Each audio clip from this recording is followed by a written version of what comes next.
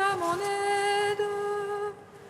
Seigneur, viens vite à mon secours. Gloire au Père, au Fils, au Saint-Esprit, et maintenant et toujours. Dans les siècles des siècles, Amen. Alléluia. Viens, Esprit Saint, Élevez nos cœurs en plénode de ta paix. Oh, nous m'aimer, Abba.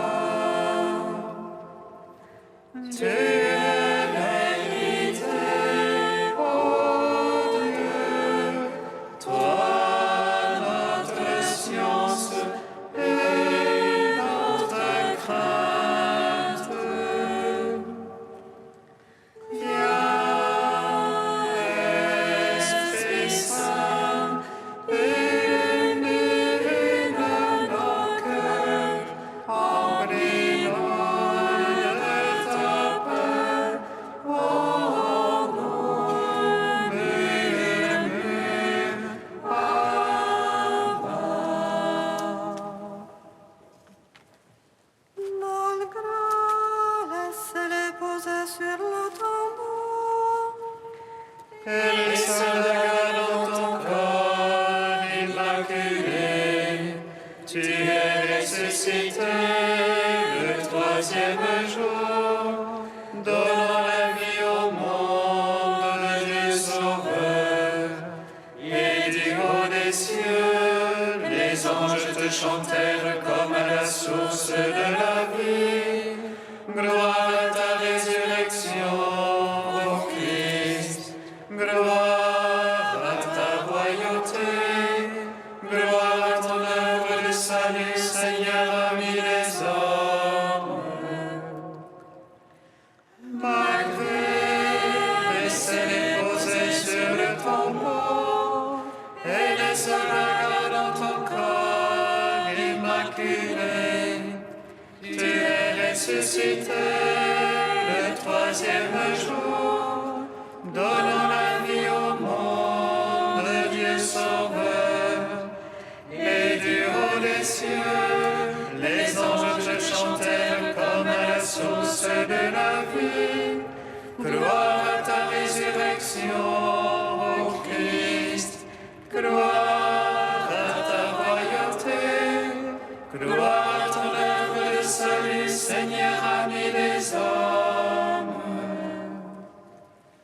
Malgré, laissez-les poser sur le tombeau, et les soldats gardent ton corps immaculé. Tu es ressuscité le troisième jour, donnant la vie au monde, Dieu Sauveur. Et du haut des cieux, les anges te chantèrent comme à la source de la vie. Gloire à ta résurrection, ô Christ. Gloire à ta royauté. Gloire à ton œuvre de salut, Seigneur, ami des hommes. Psaume 118, strophe 4. Sur les chemins de ta parole, Seigneur, tu as mis mon cœur au large. Sur les chemins de ta parole, Seigneur, tu as mis mon cœur au large. Mon âme est collée à la poussière. Vivifie-moi selon ta parole. J'énumère mes voies, tu me réponds. Apprends-moi tes volontés. Fais-moi comprendre la voie de tes préceptes. Je méditerai sur tes merveilles. De chagrin, mon âme ne dort plus.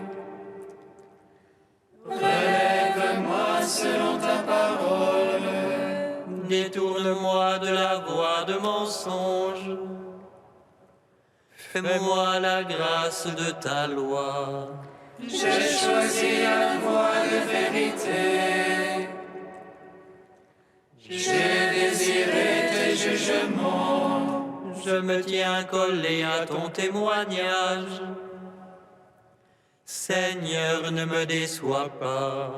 Je cours sur la voie de tes ordres. Car tu as mis mon cœur au large. Gloire au Père, au Fils, au Saint-Esprit. Pour les siècles des siècles. Amen. Sur les chemins de ta parole, Seigneur, tu as mis mon cœur au large. Psaume 126. Qui habitera sous ta tente, Seigneur, qui reposera sur ta sainte montagne. Qui habitera sous ta tente, Seigneur, qui reposera sur ta sainte montagne. Si le Seigneur ne bâtit la maison, en vain peinent les maçons. Si le Seigneur ne garde la ville, en vain la garde veille. En vain tu avances ton lever, en vain tu retardes ton coucher. Mangeant le pain de douleur, quand il comble son bien-aimé qui dort. C'est la largesse du Seigneur que les fils, récompense que le fruit des entrailles. Comme flèche à la main du héros, ainsi les fils de la jeunesse. Heureux celui qui de ses traits a pu remplir son carquois. Sur la place quand il vient en conteste, il tient tête à ceux qui l'attaquent. Gloire au Père, au Fils, au Saint-Esprit, pour les siècles des siècles. Amen. Qui habitera sous ta tente, Seigneur, qui reposera sur ta sainte montagne. Psaume 127. Heureux qui craint le Seigneur et marche en ses voies. De la peur de tes mains tu profiteras, pour ton aise et bien-être. Ton épouse une vigne fructueuse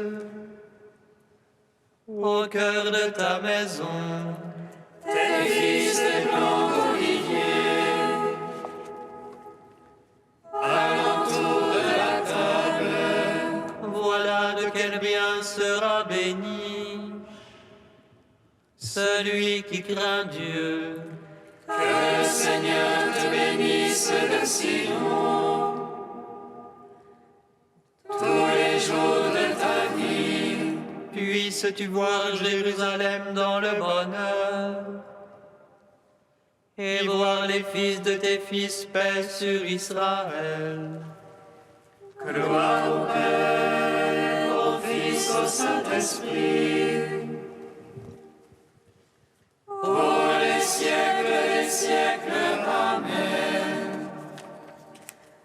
Qui habitera sous ta tente, Seigneur, qui reposera sur ta sainte montagne.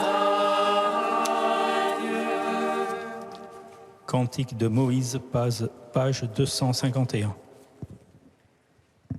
Écoute, ciel, je vais parler, et la terre entendra ce que dit ma bouche. Que ruisselle la pluie de ma doctrine, que descend la rosée de ma parole. Comme des ondées sur la verdure, comme des averses sur l'herbe.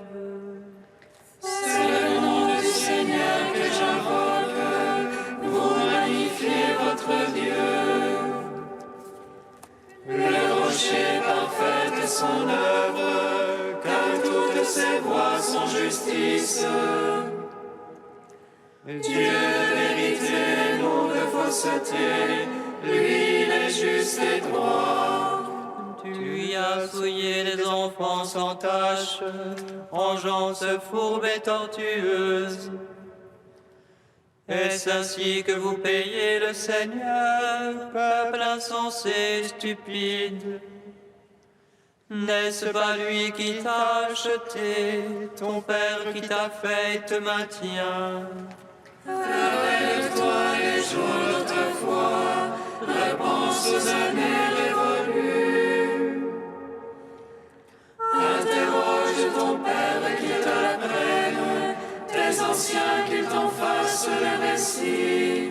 Quand le Seigneur dota toutes les nations, quand il répartit les fils d'Adam, il fixa les frontières des peuples, suivant le nombre des fils de Dieu.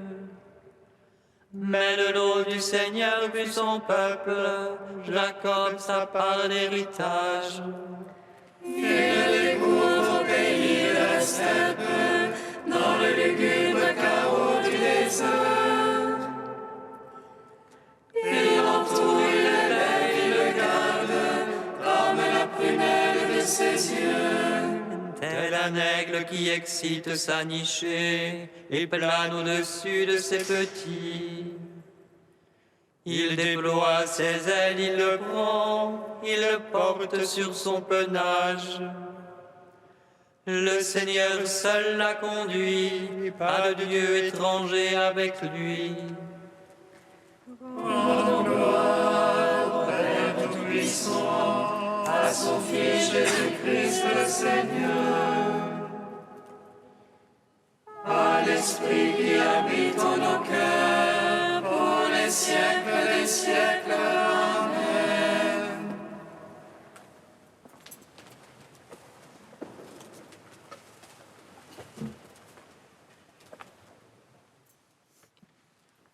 De Don Étienne Ricot, La vie monastique, signe eschatologique.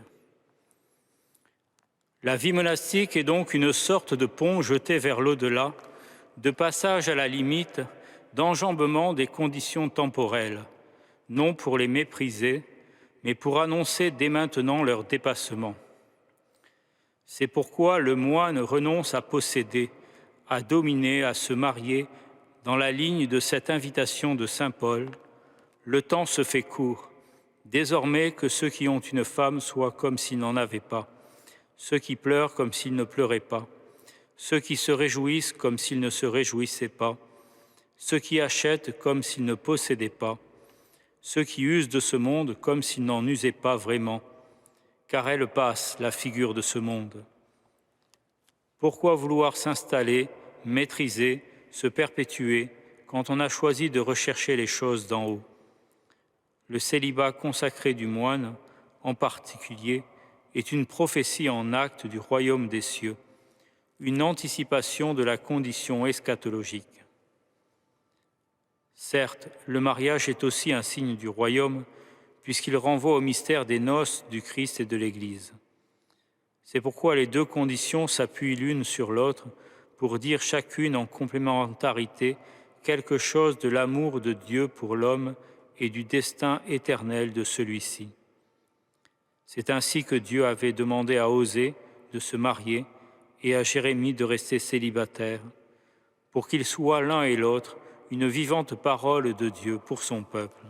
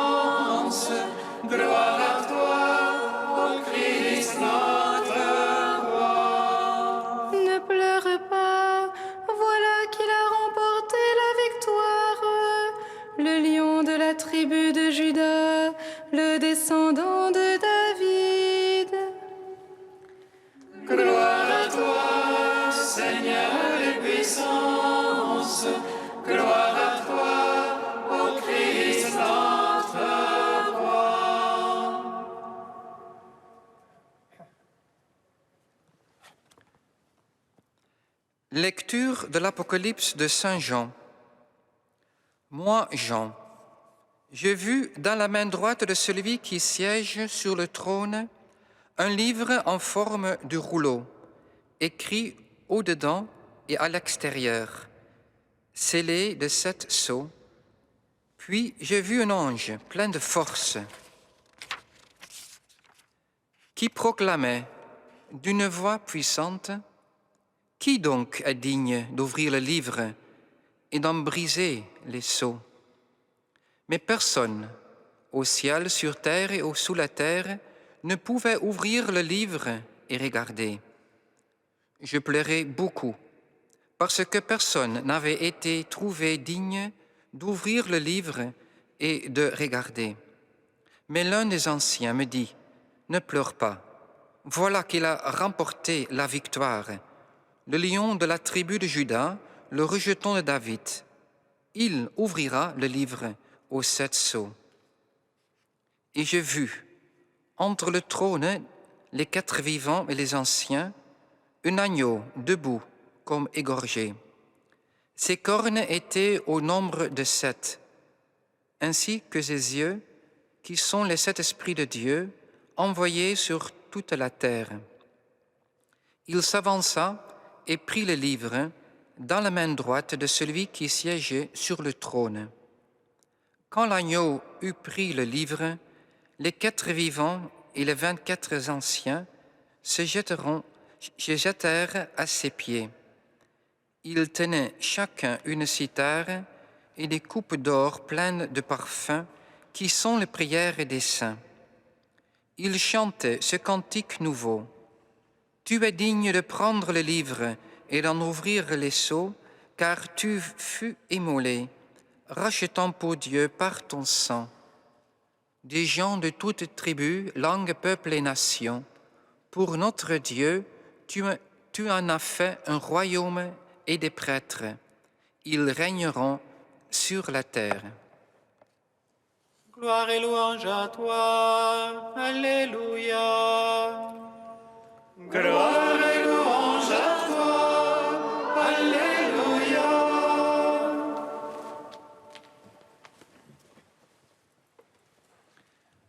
Donc Jean voit dans la main droite de Dieu un livre roulé, écrit au recto et au verso.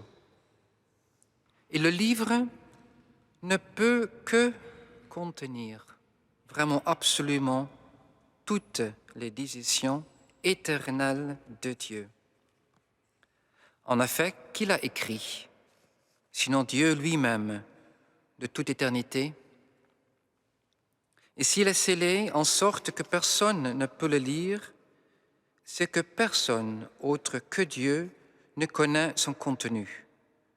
Dieu seul sait tout son plan éternel de salut pour les hommes. Et l'ange puissant par sa voix proclame: Qui est digne d'ouvrir le livre et d'en briser les sceaux? En effet, il n'est question que pour obliger tout le monde à reconnaître son incapacité totale à savoir le plan éternel de Dieu concernant sa création à venir. L'ange lance un défi universel. La raison pour laquelle nul n'était capable d'ouvrir le livre scellé, c'est que nul n'en était digne aux yeux de Dieu. Alors, il y avait de quoi pleurer. Et pourquoi est-ce l'un des vieillards, non de vivants, qui console Jean, pleurant de ce que nul n'était digne d'ouvrir le livre et d'en briser les sceaux et donc de le lire? Il faut supposer que le vieillard sait déjà, lui, par révélation divine, qui en est digne, puisqu'il va le dire à Jean. Ce n'est pas un ange, mais un homme, un juif même, un juif de la tribu de Juda et fils de David. Évidemment, c'est Jésus, désigné ici par les titres messianiques. Et le vieillard n'a pas dit à Jean au futur: le lion de Juda remportera la victoire. Il a dit au passé: il a remporté la victoire. Puisque nous sommes transportés avec Jean dans le ciel bien avant la création du monde. Il nous faut comprendre que Jésus y a déjà ressuscité victorieux en vertu de sa mort d'ici-bas dans le temps. L'un des 24 vieillards avait donc annoncé le lion de Juda, ayant remporté la victoire, le rejeton de David. Et voici qu'il apparaît aux yeux des gens sous la forme d'un agneau égorgé, et pourtant bien vivant et debout. C'est lui qui est digne d'ouvrir le livre scellé et d'en briser les sceaux, justement à cause de son égorgement. Lui, ayant valu la victoire par laquelle il a été remis debout dans le ciel. L'agneau, comme égorgé et debout, mort et ressuscité, il a 7 cornes. Et la corne, dans la Bible, est signe de puissance. L'agneau possède donc la plénitude de toute la puissance divine. 7 étant le chiffre de la plénitude. Il a aussi 7 yeux pour signifier sa science parfaite de toutes choses, comme celle de Dieu. Ces 7 yeux sont dits ici les 7 esprits de Dieu. L'agneau a reçu de Dieu la plénitude de l'Esprit Saint par laquelle il participe éternellement à sa science divine. Nous te rendons gloire, Père, pour tes merveilles, pour la beauté du ciel, de la terre, pour ce plan d'amour pour nous tous et pour cet agneau. Jésus, l'agneau de Dieu qui enlève tout péché du monde. Oui, Père, gloire à toi pour cet immense désir que vous avez pour nous tous, pour qu'un jour nous participons éternellement à cette divine gloire. Amen.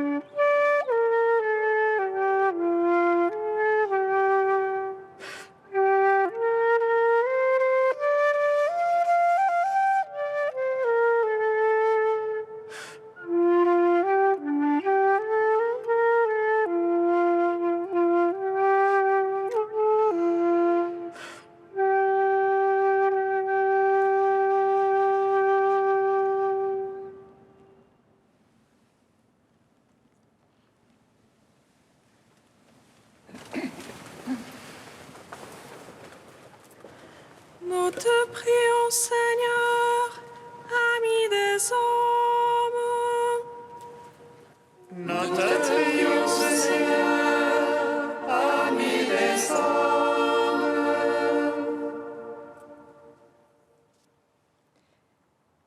Pour ceux qui nous ont fait du bien et pour ceux qui nous haïssent. Nous te prions, Seigneur, ami des hommes. Pour ceux qui sont en danger, pour les prisonniers, les affamés, les malades. Nous te prions, Seigneur, parmi les hommes. Pour ceux qui comptent sur nos prières, malgré notre faiblesse. Nous te prions, Seigneur, parmi les hommes. Dieu saint, saint fort, saint immortel, prends pitié de nous. Dieu saint, saint fort, saint immortel, prends pitié de nous. Dieu saint, saint fort, saint immortel, prends pitié de nous. Gloire au Père, au Fils et au Saint-Esprit, maintenant et toujours et dans les siècles des siècles. Amen. Saint immortel, prends pitié de nous. Dieu saint, saint fort, saint immortel, prends pitié de nous. Père, ton Fils est devenu l'agneau immolé pour nous ouvrir les portes de ton royaume de gloire. Nous te rendons grâce. Notre Père qui es aux cieux, Que ton nom soit sanctifié, que ton règne vienne, que ta volonté soit faite sur la terre comme au ciel. Donne-nous aujourd'hui notre pain de ce jour. Pardonne-nous nos offenses comme nous pardonnons aussi à ceux qui nous ont offensés. Et ne nous soumets pas à la tentation, mais délivre-nous du mal.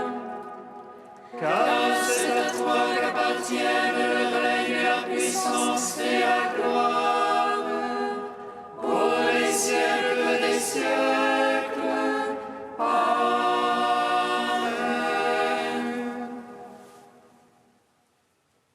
Dieu qui a donné à sainte Élisabeth de Hongrie de reconnaître et de vénérer le Christ dans les pauvres, accorde-nous de servir avec une inépuisable charité ceux qui sont dans le besoin et l'affliction. Nous te le demandons par Jésus-Christ, ton Fils unique, notre Seigneur et notre Dieu, qui vit et règne avec toi dans l'unité de l'Esprit Saint, un seul Dieu pour les siècles des siècles. Bénissons le Seigneur. Nous rendons grâce à Dieu. Amen. L'ange annonça à Marie qu'elle serait la mère du Sauveur. Et elle conçut de l'Esprit Saint. Réjouis-toi, Marie, pleine de grâce, le Seigneur est avec toi. Tu es bénie entre les femmes et Jésus, le fruit de ton sein, est béni. Voici la servante du Seigneur. Qu'il me soit fait selon ta parole. Réjouis-toi, Marie, pleine de grâce, le Seigneur est avec toi. Tu es bénie entre les femmes et Jésus, le fruit de ton sein, est béni. Et le Verbe s'est fait chair. Et il a demeuré parmi nous. Réjouis-toi, Marie, pleine de grâce, le Seigneur est avec toi. Tu es bénie entre les femmes et Jésus, le fruit de ton sein, est béni. Et